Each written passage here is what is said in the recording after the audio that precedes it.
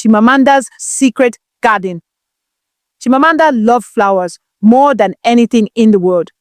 She would spend hours sitting under the big mango tree in her backyard, sketching pictures of hibiscus, sunflowers, and her favorite, roses. But what made Chimamanda's backyard truly special was the small wooden door hidden behind the thick vines. It was old, with rusty hinges and carvings of strange symbols she didn't understand.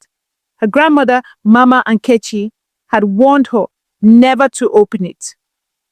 That door leads to a place where things are not as they seem, Mama Nkechi said one evening, her eyes filled with mystery.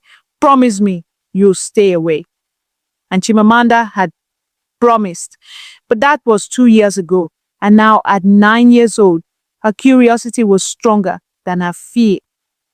One sunny afternoon, while chasing a bright blue butterfly, Chimamanda found herself standing in front of the door. The vines seemed to move aside on their own, revealing the handle. The butterfly fluttered onto the door as if waiting for her to follow. Her heart raced. She reached out and touched the handle. It felt warm, almost alive. Slowly, she pushed the door open.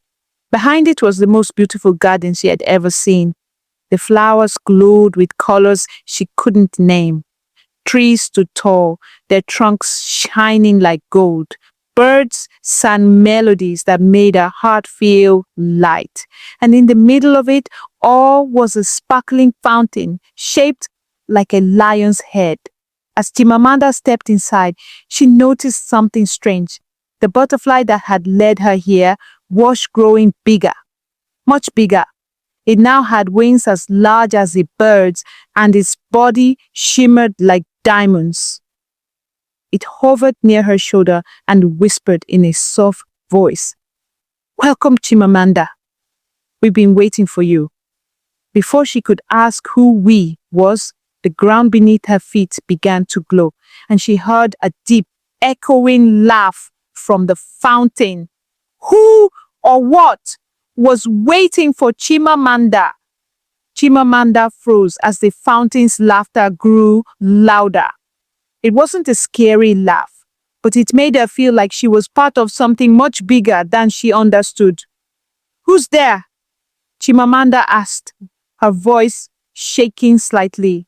The glowing water in the fountain began to ripple, and a lion's face emerged. But it wasn't an ordinary lion. It had emerald green eyes that sparkled like the stars and a golden mane that shimmered like sunlight. "I am Ojum, the guardian of the secret garden," the lion said, its voice deep and kind. "You finally arrived, Chimamanda." "Me?" Chimamanda pointed at herself, confused. "How do you know my name? And why have you been waiting for me?" Ojum smiled, revealing teeth that glinted like pearls. "You are special, Chimamanda. This garden has been waiting for someone who can hear its whispers and protect its secrets. And that someone is you." Chimamanda's eyes widened. "Protect it? From what?" Before Ojum could answer, the sky above the garden began to darken. A cold wind blew through the trees, and the glowing flowers dimmed. The butterfly on her shoulder trembled and whispered, "It's him. He's coming." "Who's coming?" Chimamanda asked, her heart pounding. Ojum's expression grew serious. "The shadow thief," he said. "He seeks to steal the light and magic of this garden. Without it, the world beyond your door will lose its color, its joy, its life." Chimamanda felt a mix of fear and determination. "What can I do to stop him?" Ojum nodded toward a small pathway that seemed to appear out of nowhere. "Follow the path to the heart of the garden. There, you will find a golden seed. It is the source of the garden's magic. You must reach it before the shadow thief does." "But I'm just a kid," Chimamanda whispered. "You are more powerful than you know," Ojum said gently. "Trust yourself and trust the garden. It will guide you. Taking a deep breath, Chimamanda began walking down the glowing path, the butterfly leading the way. Behind her, Ojum's voice called out one last time. Remember, Chimamanda, the garden chose you for a reason. The path twisted and turned, leading Chimamanda deeper into the magical forest. Strange creatures peeked out from behind trees, some with glowing eyes, others with shimmering fur.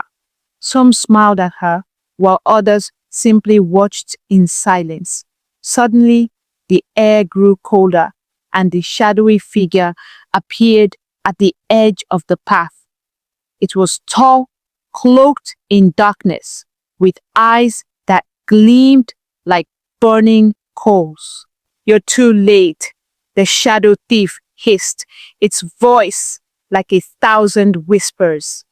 Chimamanda stood frozen, clutching the edges of her dress. The butterfly circled her protectively, its wings glowing brighter than ever.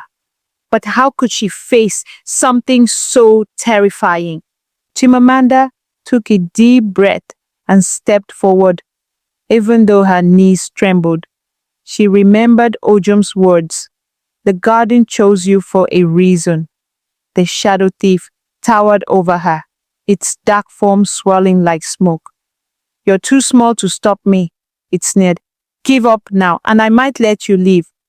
But Chimamanda shook her head. This garden doesn't belong to you, she said firmly, and I won't let you take its magic. The butterfly on her shoulder glowed brighter, and the flowers around her began to shimmer again.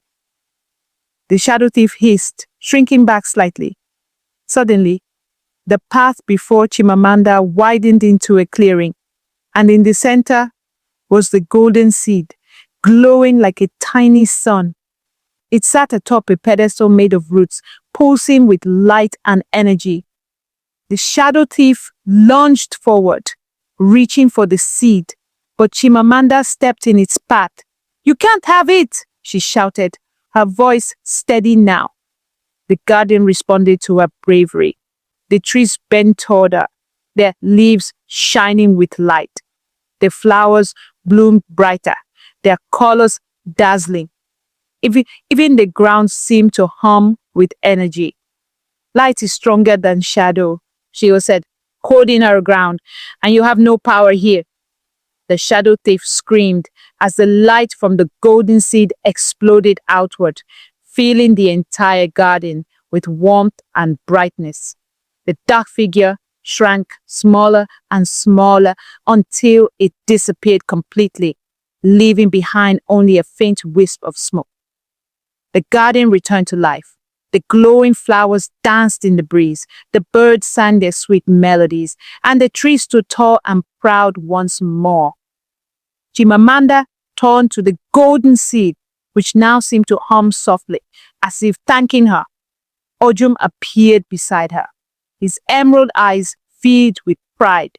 You did it, Chimamanda, he said. The garden is safe because of your courage and your kind heart.